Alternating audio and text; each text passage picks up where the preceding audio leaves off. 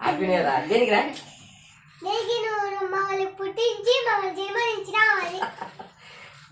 మా వాళ్ళ happy new year చెప్పడం జరిగింది కొంచెం రాలే పాపం వాళ్ళ సంతోషంలో రే బంధు అన్నాళ్ళు హ్యాపీ న్యూ ఇయర్ చెప్తున్నా రే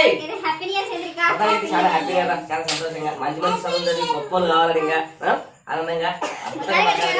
పిల్లలు పెద్దలు అయిపోయినారు మరో సంవత్సరం